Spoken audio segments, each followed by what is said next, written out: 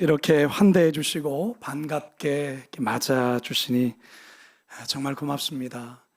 우리 문상원 목사님 거룩한 빛 등대교회 담임 목사로 파송한 게 엊그제 같은데요. 지금 보여드리는 사진이 바로 1년 전 바로 이때 여러분들 교회에서 광성교회에서 파송했던 바로 그 사진인데요. 1년이 지나서 첫 돌을 맞이하게 되어서 너무나도 감격스럽고 너무나도 기쁩니다. 좀 전에 기도하신 우리 성도님이 우리 장로님께서 마치 첫 아이를 출산하고 첫 돌이 되었을 때의 그 떨리는 가슴, 그리고 이 아이가 앞으로 잘 자라기를 바라는 그런 부모의 마음에 대한 내용을 기도 가운데 담으셨는데, 그게 사실 저의 마음이기도 하고 거룩한 빛 광성교회의 마음이기도 합니다. 지난 1년 동안 등대교회 성도들 모두가 한마음 되어서 정말 서로 열심히 섬기시고, 또 그래서 새신자 등록도 많이 하고, 또 건강한 교회로 나날이 잘 세워지고 있다는 소식들을 늘 듣고 있습니다. 창립 1주년을 맞이하여서 참 부족한 저를 또 이렇게 귀한 강단에 불러주시고 세워주신 우리 등대교회 우리 목사님, 또 장로님, 우리 성도님들께 다시 한번 깊은 감사를 드립니다. 얼마 전에 저희 교회에서 특별히 이제 거룩한 빛 광성교회 분립개척위원회에서 백서를 발간을 했습니다. 이 백서는 다른 것이 아닌 거룩한 빛 등대교회 분립개척하면서의 모든 과정을 담은 책입니다. 이 책이 출간되었을 때 정말 기뻤습니다. 왜냐하면 아직까지 한국 교회의 분립개척을 실제적으로 안내해 주는 책이 없습니다.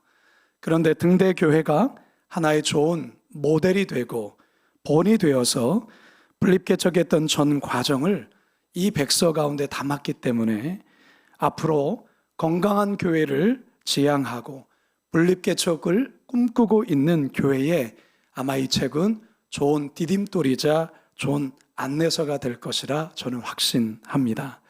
저는 이 책을 우리 분립개척위원회에서 오래전부터 같이 고민하면서 이 책을 만드시면서 저에게도 원고를 부탁해 주셔서 저도 몇 페이지를 쓰게 됐는데요. 이러한 글을 쓰게 되었습니다. 거룩한 빛 광성교회 분립개척은 우리 교회가 담고 있는 정체성이자 성도들의 크나큰 자부심입니다. 한국의 많은 교회들이 초대형 교회를 꿈꾸며 자기 교회 몸집을 불리는 데 온 힘을 기울일 때, 거룩한 빛 광성교회는 한국교회 개혁 모델이라는 목회 비전에 과감히 분립을 선언하고 개척을 시도했습니다. 어쩌면 이러한 시도는 대세를 역행하는 무모한 모습처럼 보일지도 모릅니다. 하지만 누가복음 6장 38절에 주라 그리하면 너희에게 줄 것이니 곧 후이되어 누르고 흔들어 넘치도록 하여 너희에게 안겨주리라는 말씀 그대로를 믿고 실천했을 때 하나님은 이 말씀 그대로 우리 교회를 통해 역사해 주셨습니다. 사랑하는 등대교회 성도 여러분, 여러분은 지난 1년 동안 그 하나님의 꿈과 비전을 향해 열심히 도전하며 희생하며 여기까지 달려왔습니다. 그런 여러분 모두를 정말 마음 다해 축복하고 여러분 모두를 정말 존경합니다. 하지만 이제부터가 정말 시작이라 저는 생각을 합니다. 이제 창립 1주년을 맞는 우리 거룩한 빛 등대교회가 오늘을 기점으로 해서 여러분들이 우리끼리의 좋은 교회가 아니라 우리를 넘어서 세상을 향해 이 지역과 이 사회와 이 민족 가운데 선한 영향력을 끼치는 그런 교회로 나아갈 수 있기를 바랍니다. 그러면 어떻게 해야 이 교회가 지역과 사회와 이 민족 가운데 선한 영향력을 끼치는 좋은 교회가 될 수 있을까? 오늘 본문을 통해 들려주시는 하나님의 살아계신 음성을 우리 모두가 듣고 결단할 수 있길 주님의 이름으로 축원합니다. 한번 따라합시다. 환대가 가득한 교회 되게 하소서. 미국의 트리니티 복음주의 신학대학원의 신학학 교수인 조슈아 지프 박사님께서 환대와 구원이라는 책에 이러한 내용의 글을 썼습니다. 기독교의 하나님은 환대의 하나님이다.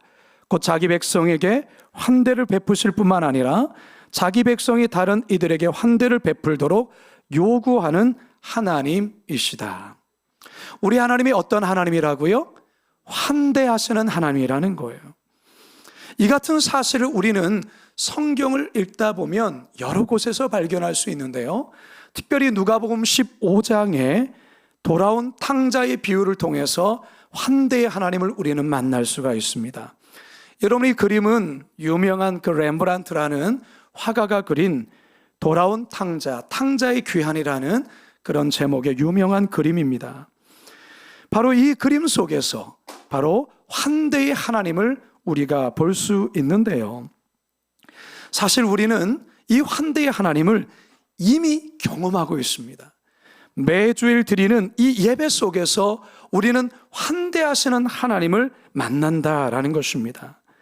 우리는 이번 한 주간을 살면서 여러분 주의 말씀에 얼마나 순종하며 살았는지 모르겠지만 지난주 목사님이 들려주신 말씀을 통해서 내가 이번 한 주도 하나님의 말씀에 순종하며 하나님의 뜻 앞에 결단하며 살겠노라 다짐하고 또 다짐했지만 한 주를 살아가면서 자신도 모르게 때로는 연약함에 하나님의 뜻보다는 내 뜻이 앞서고 주님 보시기에 이런저런 부끄러운 모습으로 살다가 이 시간 주님 앞에 나온 것이죠. 근데 하나님은 그런 우리를 거절하거나 박대하시지 않습니다. 하나님께서는 당신의 넓은 품으로 우리를 꼭 안아주십니다. 우리를 환대해 주신다라는 것이죠.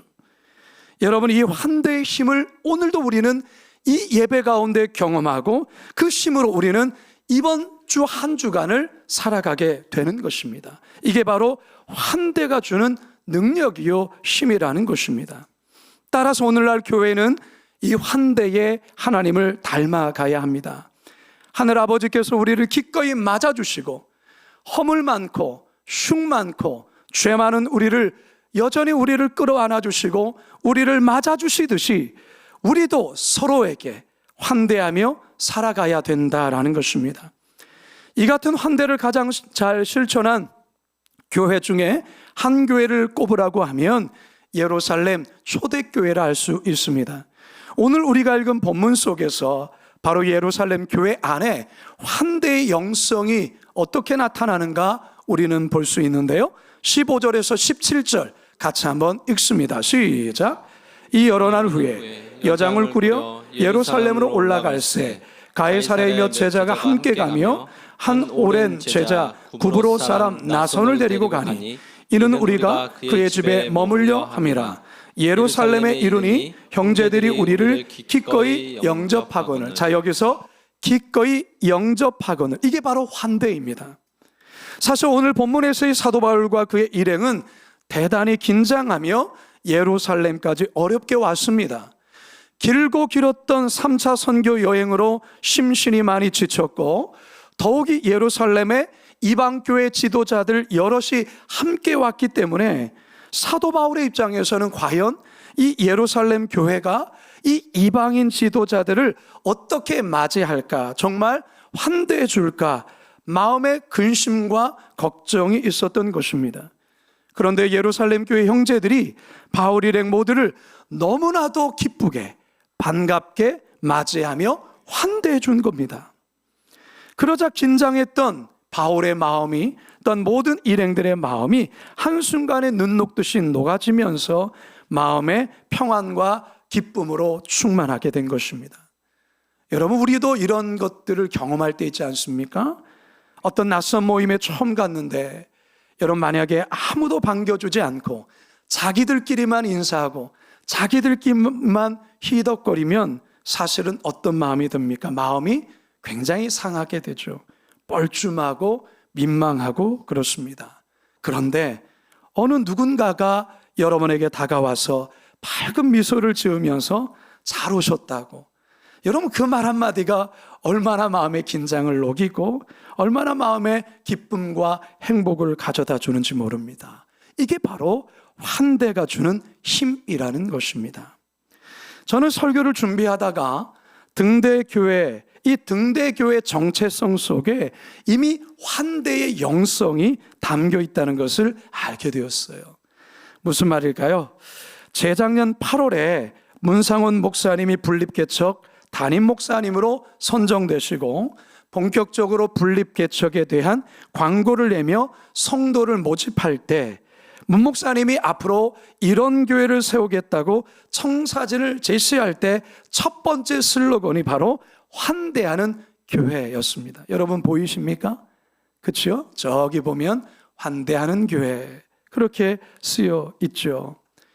오늘 좀 전에 또 이렇게 우리 등대교회의 3대 목표를 보니까 두 번째가 주님처럼 환대하는 교회라는 그런 슬로건을 갖고 있는 것을 보게 됩니다. 저는 등대교회가 지난 1년 동안 부흥하고 성장한 이유를 또한 꼽으라고 한다면 바로 이 환대에 있지 않았는가 생각해 봅니다.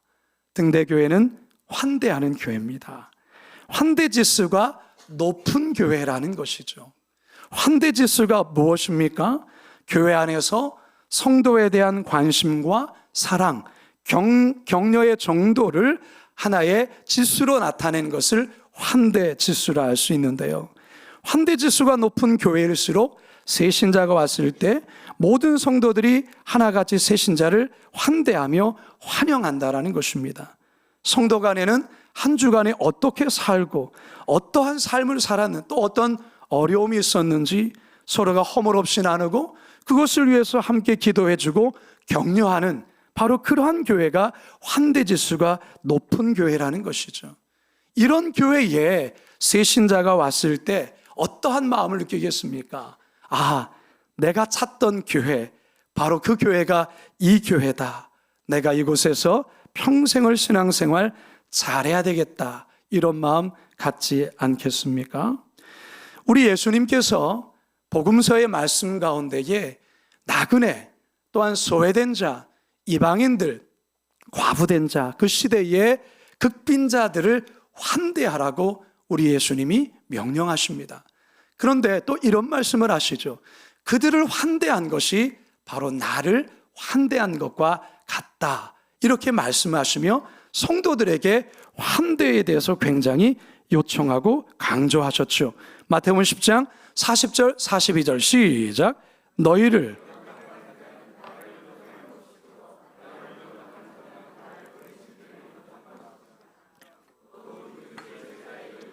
이 작은 자 중 하나에게 냉수 한 그릇이라도 주는 자는 내가 진실로 너에게 이르노니 그 사람이 결탄코 상을 잃지 아니하리라 하시니라. 아멘. 사랑하는 등대교회 성도 여러분, 이미 여러분은 이 환대의 영성을 소유한 자로 이미 잘 알고 계십니다. 하지만 달리는 말에 채찍한다고 앞으로 더 잘하시기를 부탁합니다. 더욱 환대로 가득 찬 그런 교회 되시기를 바랍니다.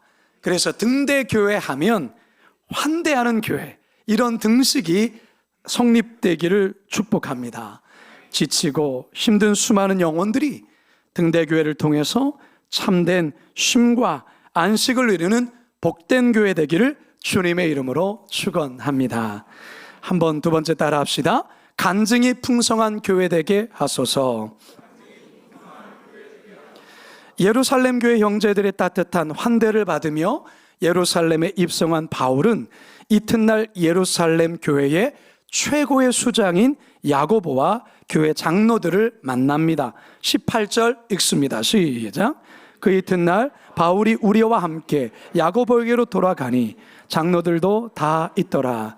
야고보는 당시 예루살렘 교회 공동체뿐만 아니라 그 지역의 유대인들에게서조차도 큰 존경과 사랑을 받았던 사람입니다. 심지어 그에게 의인 야고보라는 칭호가 붙여지기도 했습니다.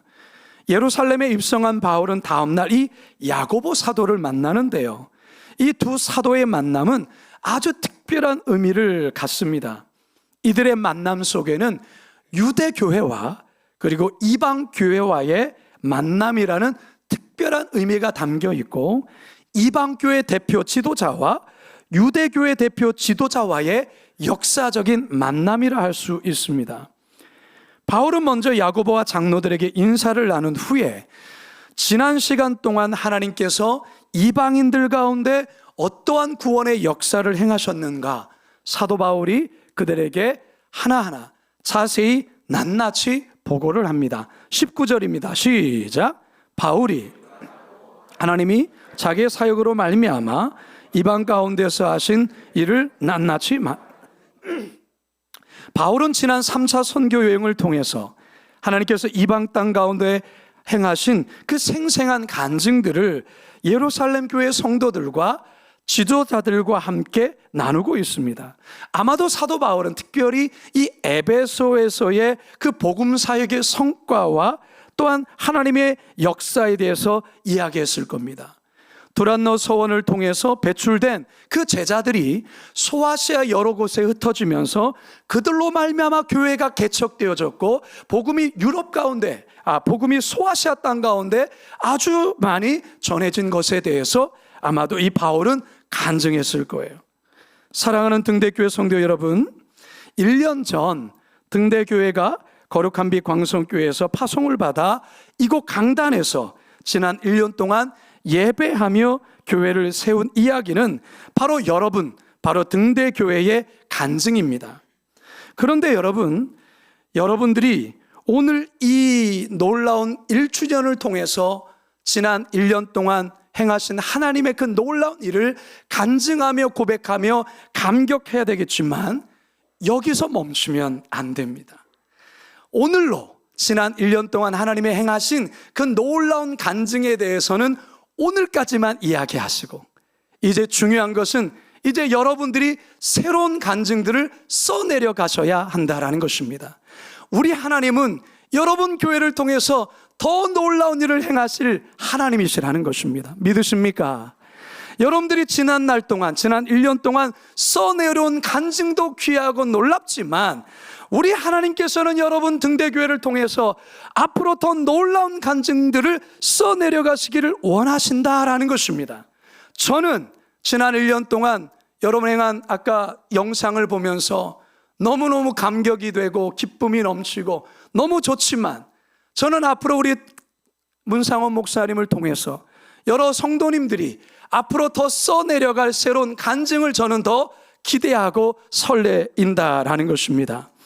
건강한 교회는요, 늘 새로운 간증이 넘치는 교회입니다. 과거의 간증에 머무른 교회는 이미 퇴보가 되어 있다는 거예요. 10년 전에, 20년 전에 우리는 이런 교회였어. 여러분, 그것은 이미 퇴보하고 있는 교회예요. 하나님께서는 오늘도 동일하게 역사하시는 하나님이십니다. 하나님이 오늘 나에게 이런 은혜를 행하셨어. 하나님께서 내일 또한 이런 일을 행하실 거야 라는 오늘과 새로운 미래에 대한 간증이 끊임없이 나타나는 교회, 바로 그 교회가 등대교회가 되기를 소망합니다. 자, 그렇다면 새로운 간증들이 계속해서 풍성히 우리에게 부어지기 위해서는 조건이 있습니다.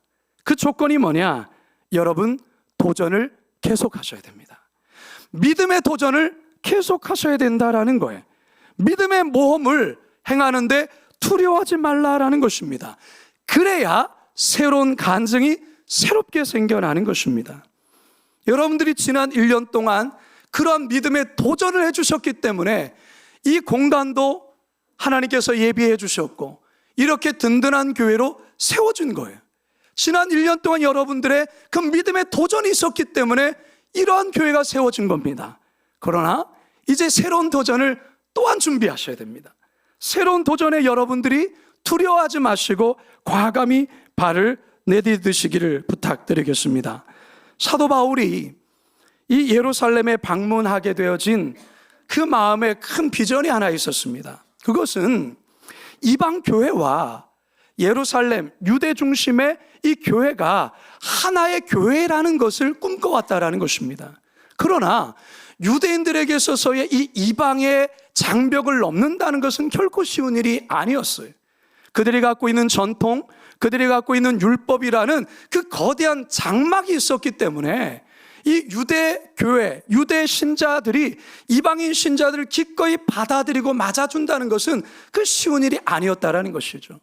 사도 바울이 이번에 방문을 통해서 바로 이 꿈을 실현하고 싶었던 거예요. 그래서 예루살렘 교회가 경제적으로나 어려움 가운데 있었기 때문에 이방 교회 성도들이 모금해준 모금맨 그 돈을 가지고 이제 예루살렘 교회에 와서 그 지도자들에게 그것을 전달하면서 이방 교회와 예루살렘 교회, 이 유대 교회는 하나의 공교회다라는 것을 함께 확인하고 함께 그것을 기쁨으로 고백하기 위해서 바로 이러한 방문을 계획했던 것입니다. 로마서 15장 25절 27절 함께 읽습니다. 시작.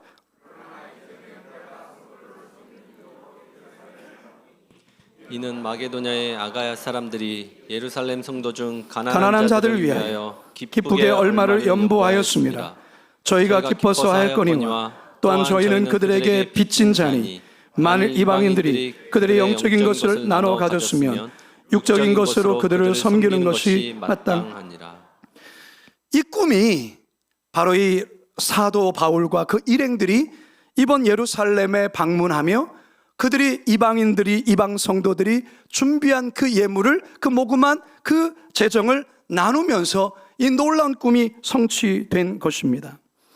새로운 간증을 이루기 위해서는 이와 같은 두렵지만 겁이 나지만 계속된 도전이 있어야 한다라는 것입니다.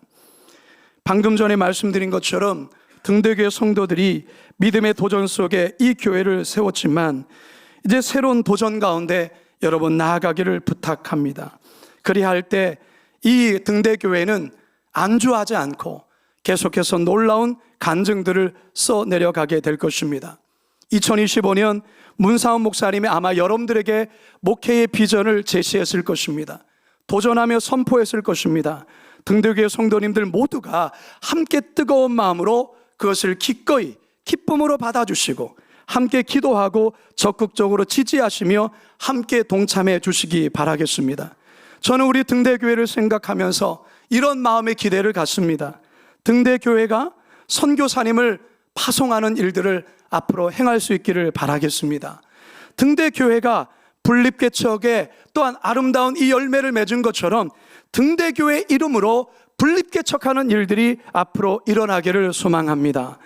물질을 나누고 재능을 기부하고 이 지역 사회를 돕고 특별히 다음 세대를 길러내는 인재를 양성하는 그런 교회가 될 수 있기를 바라겠습니다.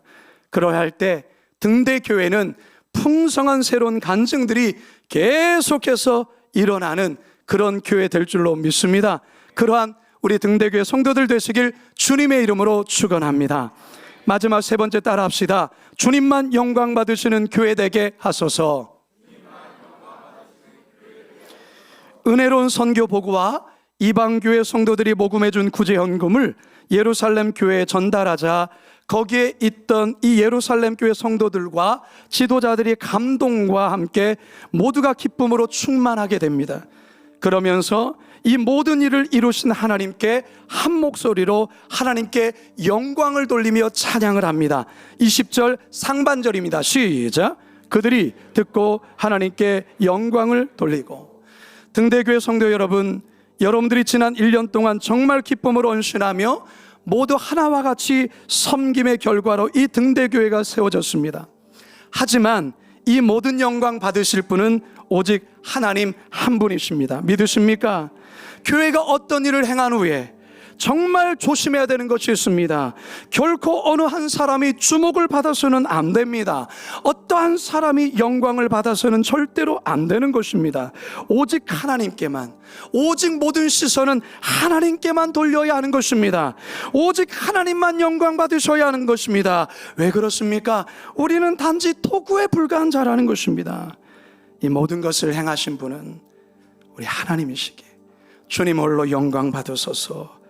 여러분, 이 마음을 결코 잊어서는 안 됩니다. 큰 일을 행하고 역사적인 일을 행한 후에 말할 수 없이 추락하는 그런 유명한 사람들을 볼 때가 있습니다. 그런 유명한 교회를 볼 때가 있어요. 왜 그랬을까? 교만해서입니다.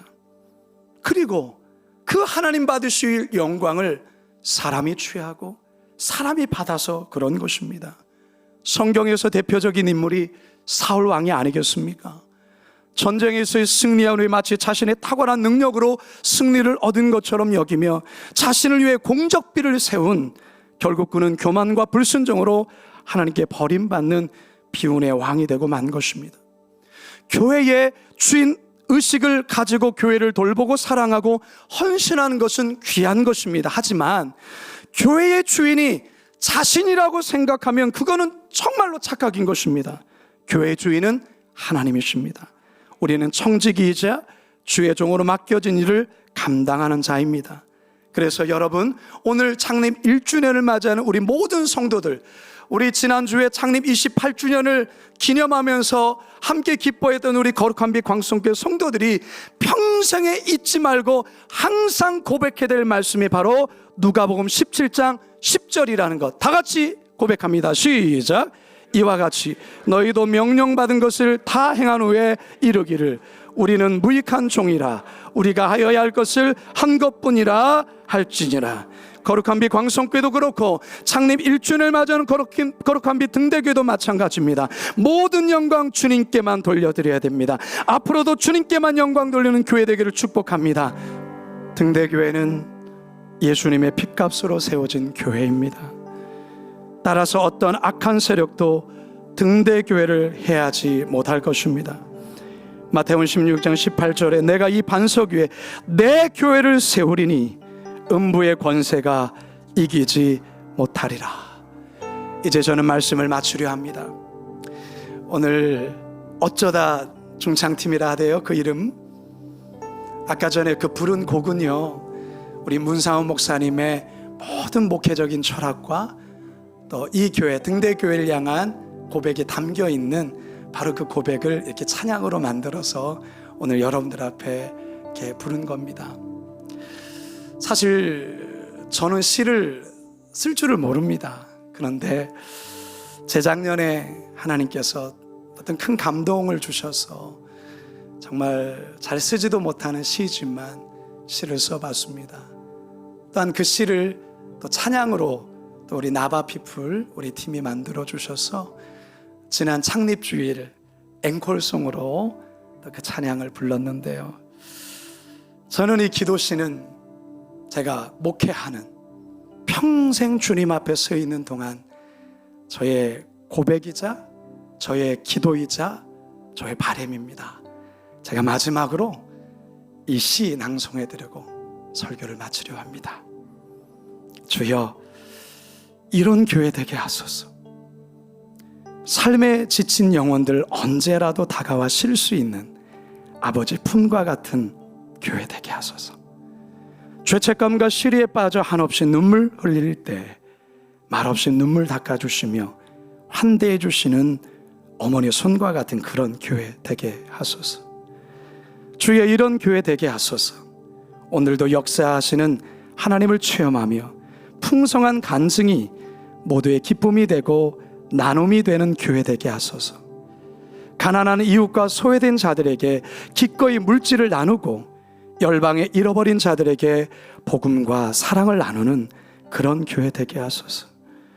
주여, 이런 교회 되게 하소서.